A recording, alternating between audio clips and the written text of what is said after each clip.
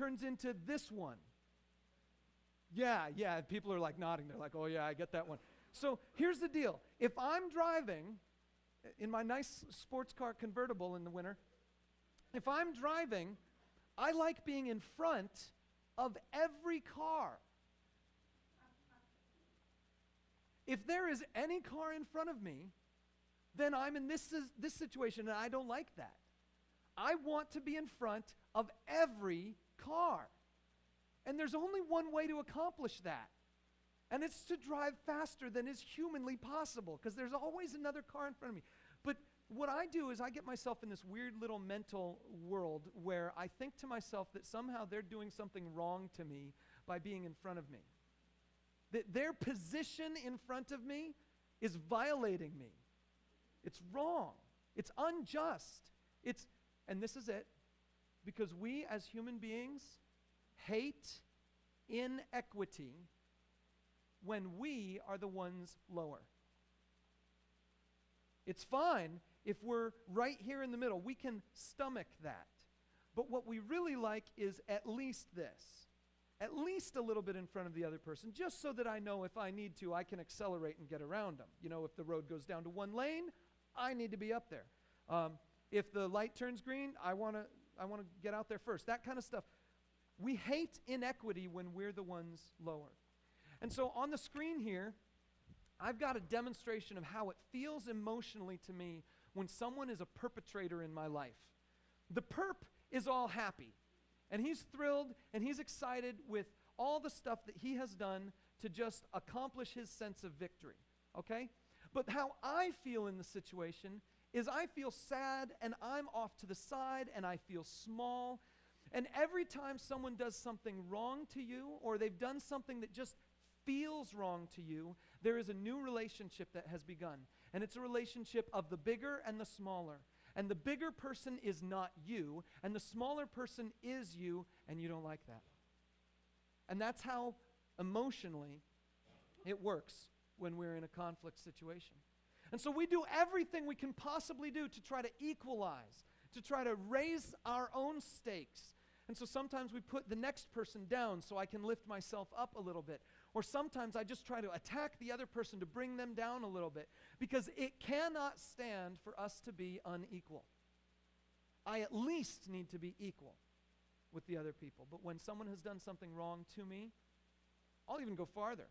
When someone does something wrong out there in the world, like that dude with the whole Ponzi scheme, and he made millions of dollars and then went to jail, we're thinking that for the time that he was making millions of dollars, we forget the whole jail thing, but for the time that he was making millions of dollars, he's the perp, he's the dude over there smiling and happy, and we feel small because we're not getting any of that pie.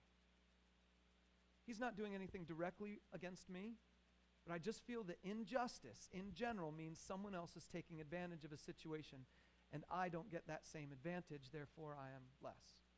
Okay? So that's how it feels. But this is how it really is.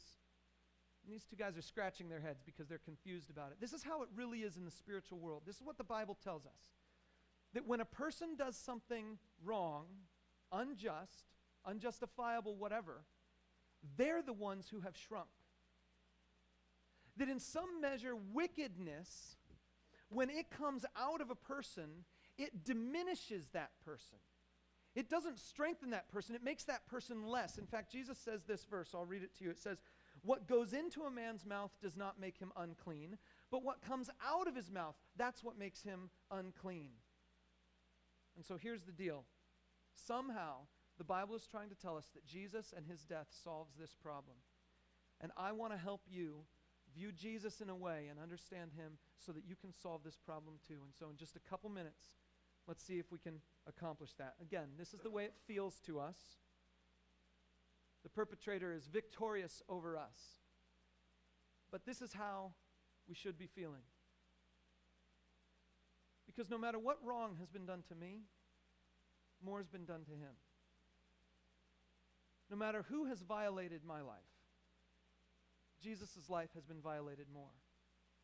And the inequity gap between me and the person next to me is far less than the inequity gap of how Jesus was treated compared to how he was supposed to be treated. He died at the hands of sinful people. He was crucified at the hands of sinful people. And so no one has ever sunk lower than Jesus has. The next time someone does you wrong, instead of looking at how much higher than you they are, turn your back and see how much lower than you Jesus stooped. He's the one on the night before he was betrayed, he knelt down. Before he even did this communion stuff, he knelt down with his disciples and he washed their grubby feet with his hands. He's the one who has stooped to let us know that we don't have to feel this pain at inequity. In fact, there's a measure of joy we can have. We can rejoice in inequity because if it weren't for Jesus, and if it weren't for the inequity that he displayed to us, we could not be here today expressing the gratitude of forgiveness that comes through him. So jot this down. Because of Jesus, I can rejoice in inequity.